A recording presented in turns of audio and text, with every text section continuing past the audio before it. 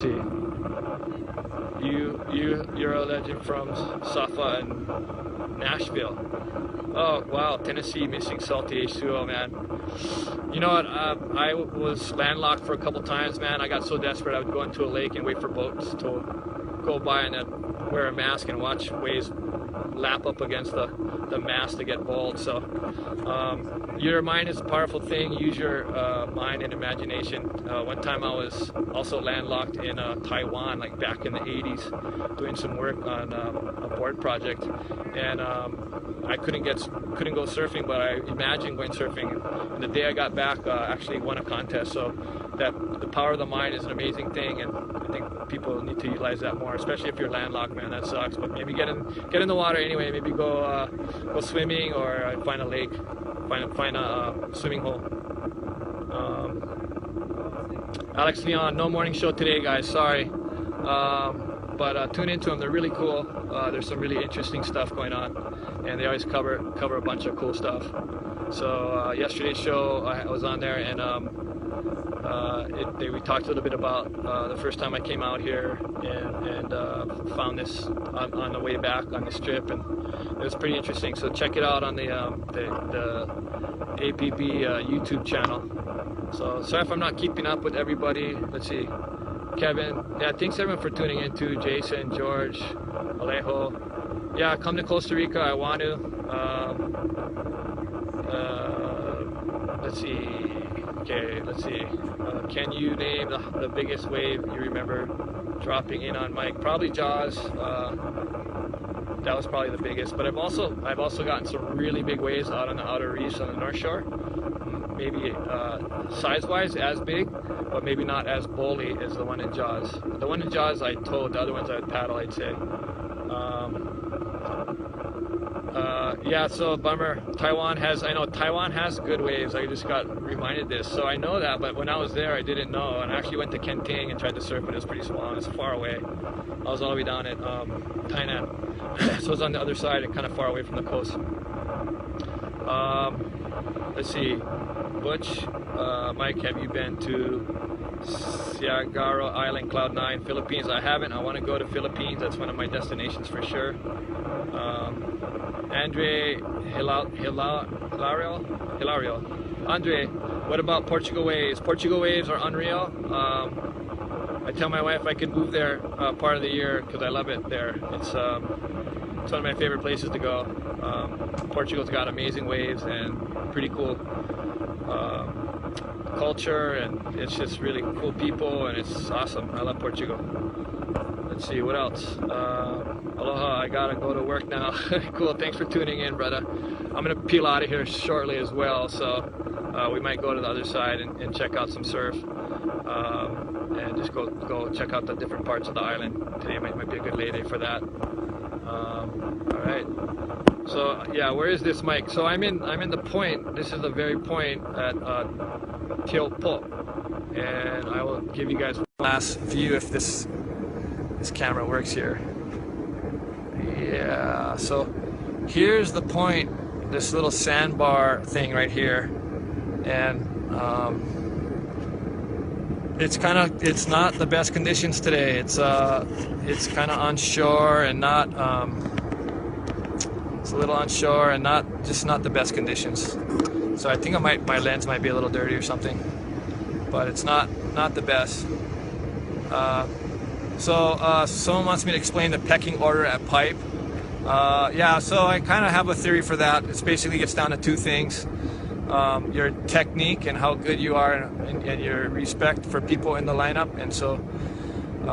You know, how cool you are in the lineup, and if you're showing respect, and you just got to work, you know, spend time out there and to try to get the pecking order. But it's in place for a reason. It's the most dangerous wave in the world, and if there's no pecking order, it's chaotic, and there's more injuries that occur. And when you take off, and basically it's life-threatening every wave, you don't want to get into a situation where that is in jeopardy. You want to stay alive.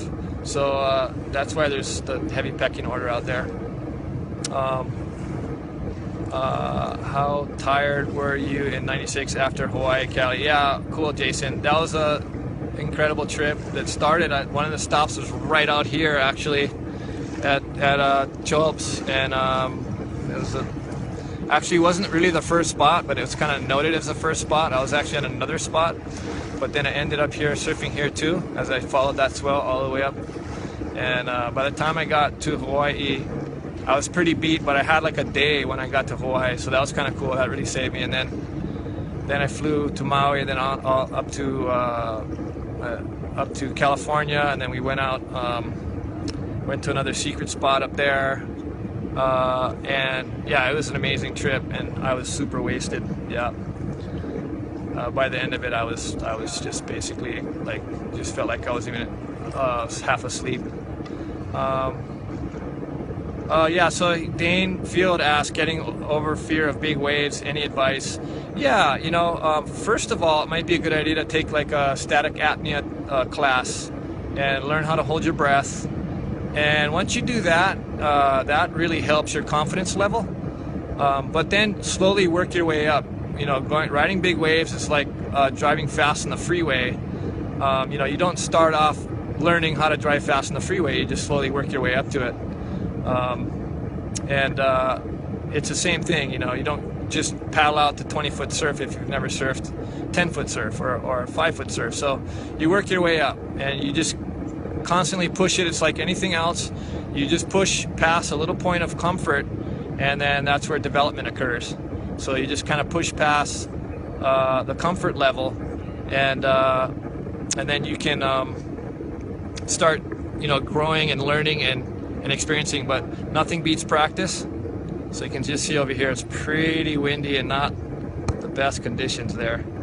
So, Alan's asking about how did I do the body surfing ARS. Yeah, that's something actually I've been doing for a while, and I was hoping to get a better one on film, but at least that's kind of shows it. You know, it's like a Rolo. It's a combination move. It's not unlike bodyboarding. So if you want to learn to be a better body surfer, I'd suggest getting in the water a lot, and also you can try bodyboarding too, because that's a good way to. It's like almost like training wheels for body surfing. So that's a good. They're both work in harmony. All the good bodyboarders are actually, I'd say 90% of them are really good body surfers as well. Like all the guys that can ride really well bodyboards are really good body surfers. Yeah, so Dave Fink is tuning in here. Just want to say that heat with Garth was epic. Yeah, that was super cool. Man, I knew that he was going to score a sick wave, so I was like, oh man, I just knew he was going to get a good one. So it's like, but you know, when you kick out of a wave, it's like smaller, and you know the next one's a 10. You know, you're just looking at the screen, shaking your head like, what the heck? You know, fortunately by that point I had built up a little bit of a lead, and that's what kind of made the difference in that heat. You know, he didn't need much, but he ran out of time, so he waited too long maybe. Mike, can you body surf Chilps when it's big? Yeah, check out Fire. That was a pretty big day. It was like 8 feet, but I do think you can body surf Chilps big. I think you could probably ride it about, I don't know, I'm saying probably 12 to 15, because it's got so much power and energy. I'm pretty sure you can do it. Yeah, Sasha Tejard, tell the boys about the crazy storm you experienced in Durban, South Africa. Good times opening the river too. Yeah, sick. This was a while ago. You got to refresh my memory, man. There's been quite a few storms in my time, so I'm not certain if I remember exactly, but maybe tell me and then I'll refresh it. Does your family travel with you, Chris? No, they don't, unfortunately. I wish they could. I wish bodyboarding was had more money in it and I could afford to pay for everyone to come. But hey man, this is a labor of love, and the guys doing this are doing it from their heart and because they love doing it and not because of the money. But it would be nice to have the money because I love my family to come experience the things I am. Ikar, yeah, cool, thanks man. It's just positive vibes from you. Let's see, Sasha at the contest tower almost blew down. Oh yeah, okay. Yeah, this was we were in South Africa. I think it was my second trip or my first trip there, and this huge storm came in, and almost blew the scaffolding down in South Africa. You know what? This almost got, that big storm that came in right after my heat with Garth, this almost got blown down, the scaffolding there. So it happens, man. It's pretty nuts.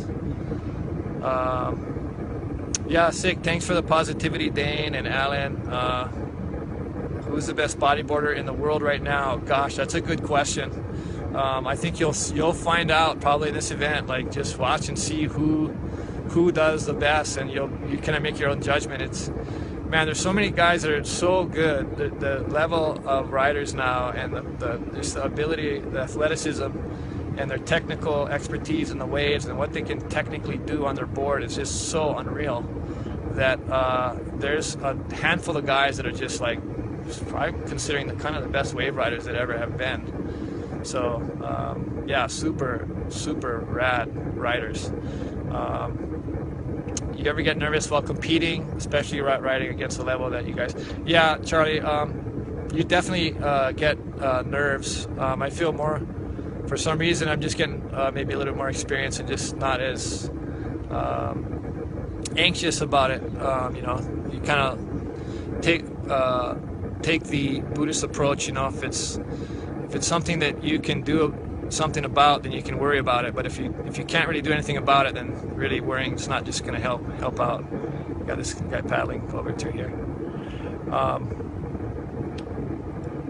Yeah, my wife rides, Craig. Yeah, you know, it's a great bodyboard. It's great. You can take the whole family out. You know, your kids, your mom, your wife, everyone can go out because it's super easy and super easy to learn and easy to progress on. But it also you can take it technically really far.